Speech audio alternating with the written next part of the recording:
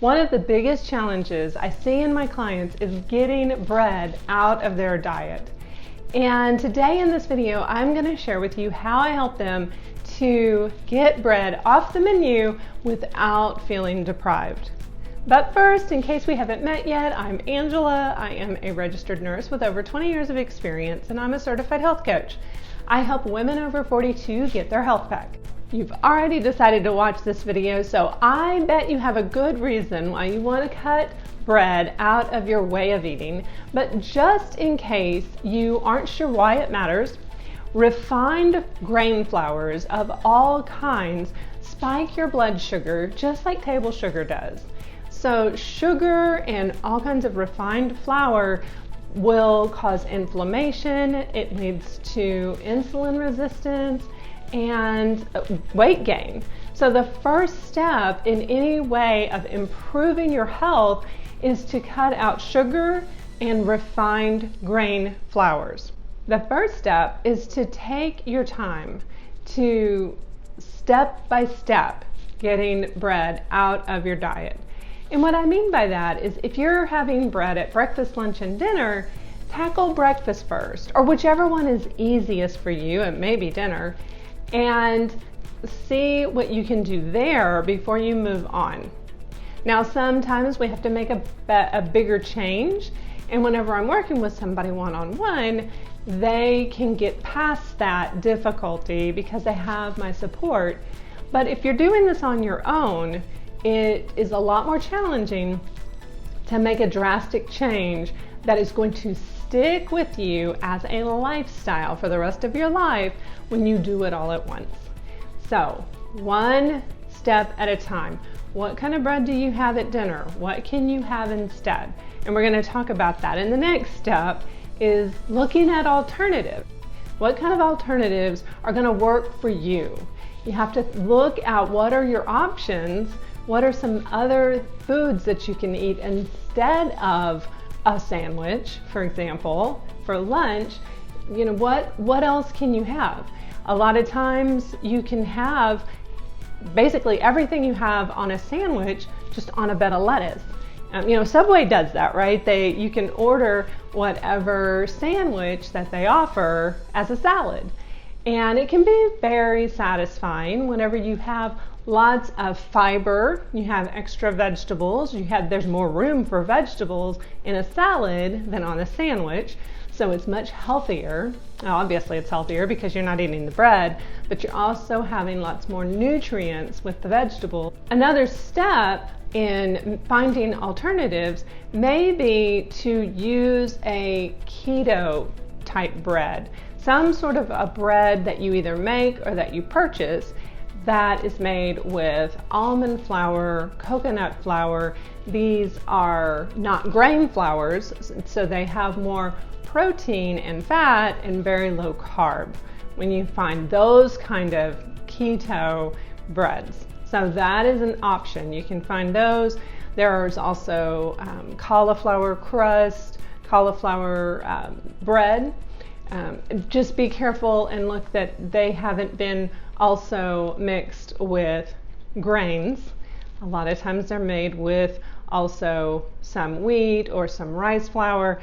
It's just cauliflower plus some carbs. So really look at what is in the actual ingredients and what are your total carbohydrates. All right, so preferably you would just eat real food and not eating bread that is just packaged differently. But this is a good stepping stone, and it can be a really easier way to ease away from eating bread, because you can get a loaf of bread that's made with wheat for $1 or $1.50, whatever, cheap bread. But keto bread can be $8 a loaf or $12 a loaf. It's quite expensive. So that is going to help you to minimize how much bread you're eating whenever you have that obstacle. I know that breakfast is also usually a very grain flour heavy meal with pancakes, waffles, toast, cereals, all of these foods that are made with flour. So if that's what you're used to for breakfast, an alternative option would be something maybe like having a chia seed pudding, making that's something like a porridge kind of with a milk or a nut milk or something like that and some chia seeds.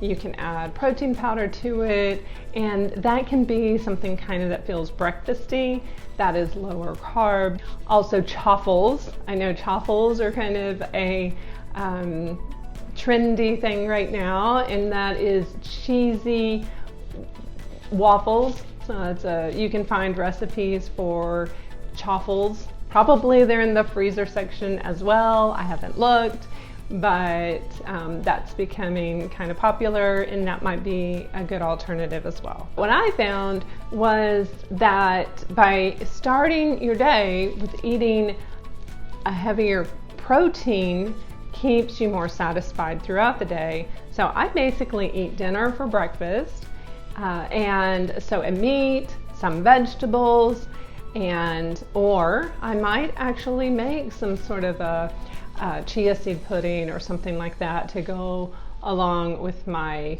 meat that I have. It's usually some kind of a dinner meat, not sausage or bacon or usually a traditional breakfast meat, but actual dinner is my breakfast. Another option that you might consider is to have a good cottage cheese and having that kind of in a salad with maybe a little bit of meat. That can also be a more breakfasty salad, so to speak.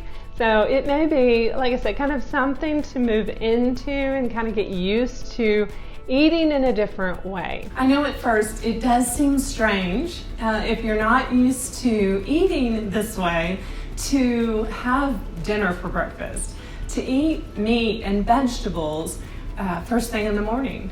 But it becomes a habit as you make these changes, especially if you take one step at a time, one substitution at a time. It really does become just the way that you eat. It's your natural way of eating. That's what happened for me. It did take a few months of making these changes slowly over time, but now I rarely eat anything made with flour. Any kind of, no pasta, I used to eat pretzels every day. I can't remember the last time I had a pretzel.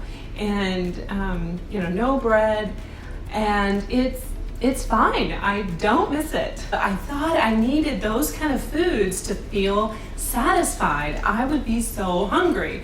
And as it turns out, it was because I was eating those foods that I was so hungry, because of how they affect your blood sugar. Take your time, use the alternatives if you need to, and you will get the bread out of your diet, and it will make a big difference for your health. If this has been helpful for you, I would really appreciate it if you give this video a thumbs up and subscribe to this channel if you're a woman who wants to get your health back. I put out a new video each week to help you to make new healthy habits that last. Until next time, bye for now.